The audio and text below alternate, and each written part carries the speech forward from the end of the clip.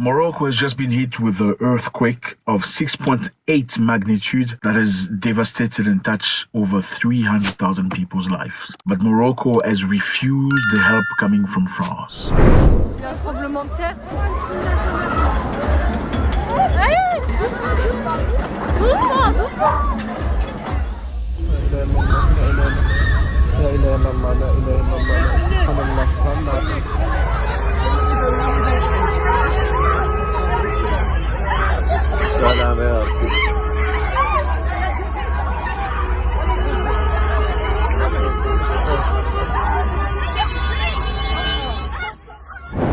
What's up, everybody? Hope you're doing good. It's not a very beautiful day today. It's very sad news, but we need to share it, but in a very appropriate way. Thank you very much for stopping by. You very much appreciated. You know that we are one big family. This is your first time. Please feel free to join us. Click on subscribe. Do this before we start so we can make our voice bigger. Thank you very much. So the King Mohammed of Morocco has remained silent on the aid offer made by France following a devastating 6.8 magnitude earthquake, the most powerful to hit the country in centuries. This comes amidst escalating tension between the two nations, fueled by their shared colonial history. Morocco is pressing France to recognize the disputed Western Sahara region as Moroccan territory. So basically, Morocco has just been through a very difficult time right now. As you can see on the screen, earthquake of 6.8 magnitude, that's massive. That's the first in a century. Destroyed many houses, many things, many constructions, many lives. It's taken many lives. It's touched over 300,000 people's lives. But France, as well as many other countries, have offered to come and help Morocco. To some other countries, Morocco said, yes, no problem, you can come in and come and help. But with France, Morocco said no. Basically, they remain silent. While everybody else is coming, the French people are waiting to be welcome. Morocco has said nothing. We're going to try to find out why. Why is this? Emmanuel Macron, president of France, 45 years old, you know him. This is what he said. Moroccan authorities know exactly what we can deliver, the nature of what can be delivered, and the timing. We are at their disposal. We did everything we could do. The second they request an aid, it will be deployed. This is a very strange way of offering help. Saying Moroccan authorities know exactly what we can deliver, the nature of what can be delivered. So what we can deliver is special. They know what we can deliver. And the moment they decide to come down the pedestal and request the aid, it's going to be delivered to them. That's a beautiful way of offering help. Morocco has allowed rescue teams to come from Spain, Britain, Qatar, United Arab Emirates, but so far declined offers from several other nations, including the United States and Israel. So they've refused the United States, Israel, and now France from coming to help, but have accepted other countries. The United Nations estimated more than 300,000 people have been affected, 1/3 of them children, unfortunately, by the powerful seismic event that hit just 1 p.m. Thousands of homes have been destroyed, displacing families and exposing them to elements of time. As you can see, fellas, it's very interesting to see. Morocco accepts help coming from Spain, from Britain, from Qatar, from the UAE, but refuse help coming from France. Morocco is a beautiful country in northern Africa who has been colonized by the French. You know, France has done horrendous things in many places in the world. If you don't know now, you know, okay? Crazy things. And people are trying to pass through that, you know, see past that. But unfortunately, you're often reminded of history, even in the present. So what could be the reason why Morocco is resisting France? What could be the reason why Morocco refused help from France? We all know that many African countries do not refuse help. We know that, right? When help comes, the politicians take and eat. They just use the money, they misuse the money, they give some of the family members, they give tenders to some of the cousins, they build big villas, buy big cars, and they don't care about the people. But Moroccans have said, we do not want your money. So what have been destroyed in Morocco? Schools, hospitals, and other medical and educational facilities have been damaged or destroyed by the quake, further impacting children. The rebuilding effort is expected to be enormous for the country, which already suffering from economic woes and years of drought and now fears of downturn and crucial tourism sector.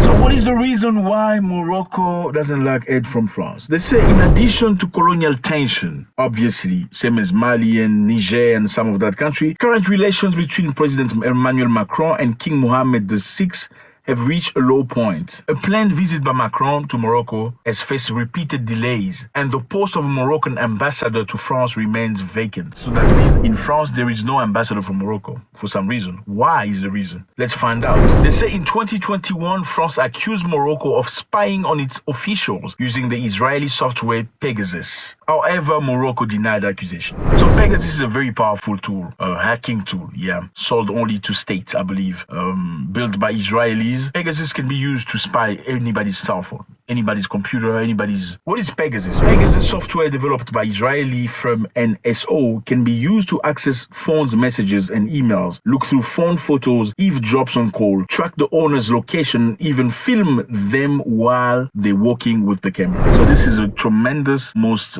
powerful hacking tool. Very expensive. They only sell it to particular government and stuff. So they use it basically to spy on government, to spy on opposition. So that's Pegasus for you. I think I need to think, Maybe I need to start changing phones every 3 months or something. Anyway, France accused Morocco of spying on its officials, including Emmanuel Macron, with a software named Pegasus that they bought from Israelis. And Morocco denied the accusation. France even influenced the European Parliament into voting laws against Morocco because Morocco apparently could have been using Pegasus against French diplomats. They said the relationship deteriorated further when France decided to impose a visa restriction on Moroccan nationals and reduce admission by 50% because Morocco refused to repatriate its nationals who were in irregular situation in France. So France decided to not issue visas to Moroccans, at least to diminish it by half, 50%, because apparently France wanted Morocco to repatriate Moroccan nationals who were illegal in France, and Morocco did not do that. Moroccans go to Europe like many African nationals looking for better life, trying to make it out, trying to study, trying to do many things. And as much as sub-Saharan Africans go to Europe looking for better life, Moroccans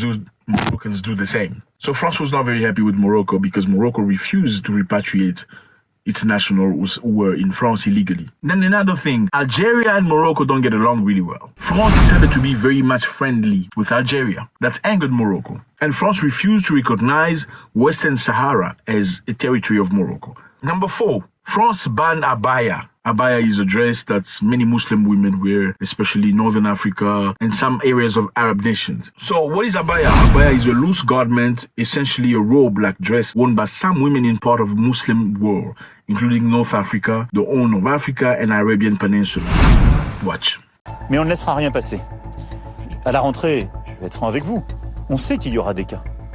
Et nous serons intraitables sur ce sujet. Il faut se rappeler quand même que la France, aujourd'hui, si cette règle passe, la France, elle est à la même échelle que l'Iran et l'Afghanistan. C'est quand même les 3 pays qui contrôlent les vêtements des femmes.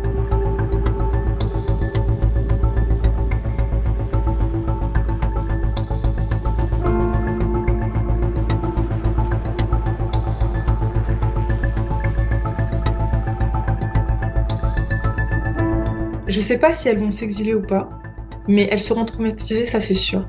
Et le gouvernement aujourd'hui, ce qu'il est en train de faire, c'est vraiment le traumatisme de toute une génération de jeunes filles qui vont être juste encore plus mal dans leur peau, qui vont recevoir des commentaires d'hommes de 40-50 ans sur leur physique, sur leur façon de s'habiller.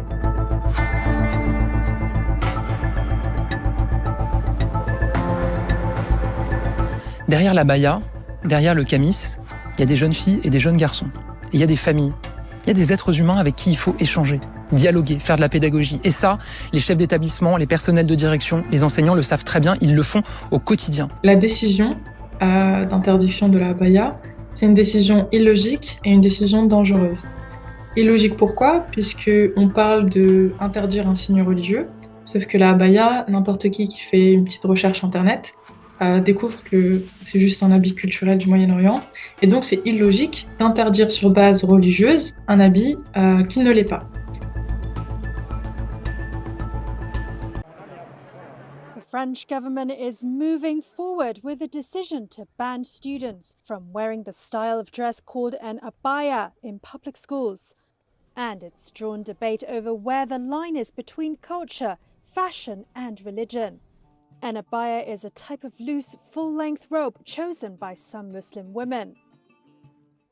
France already had a ban on children wearing religious symbols in public schools to uphold its strict brand of secularism. known as laïcité.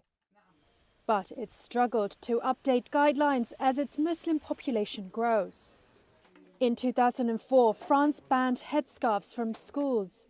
The latest move on abayas was met with applause from the country's right, but some academics warn it could be counterproductive, especially as it touches on clothing they say is worn for fashion or identity rather than religion. Some people trying to ask French people, French authorities, did they refuse your help?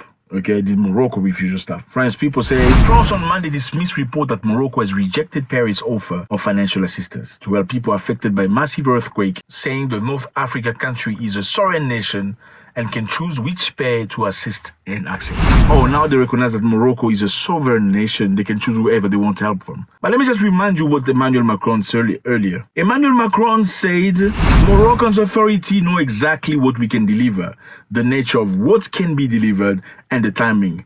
We are at their disposal. We did everything we could do. The second they request this aid, it will be deployed. So they know exactly what we can do. They know what can be delivered. They already know the quality of the stuff of the French people. If they want help, they can just voice themselves. We will help them. I find that completely arrogant of them. I mean, if you want to help somebody, there's a way you talk about it. There is no Moroccan ambassador in France. The post is vacant. Moroccans are not happy because they banned abaya, dismissing many Moroccan girls that try to respect tradition. Moroccans are not happy for being accused of spying on French diplomats. Moroccans are not happy about colonialist mentality. And this is the reason why they're not very happy. They've allowed Spanish people to come help. They've allowed UK to come. They've allowed the United Emirates Arab to come. They've allowed many other countries, but they've refused the French to come. Now you ask yourself the question, why? And many French people say there is an anti-French sentiment in Africa. You need to start asking yourself a question. Why is everybody not very happy with us at the moment? Like, what's happening? Is it in our way of speaking? Is it in our way of working? Is it in our way of doing things? Maybe we need to correct ourselves. Isn't that the way you proceed? Instead of blaming everybody else of your mistakes. Thank you very much, fellas. I appreciate you. It's very sad. Sorry again to our brothers of Morocco. You have our support. Despite all the differences we may have here and there, we're still the same people, okay? Under the Most High, creator of everything. We wish you peace and all the best. Please drop your comment, send some encouragement. God bless.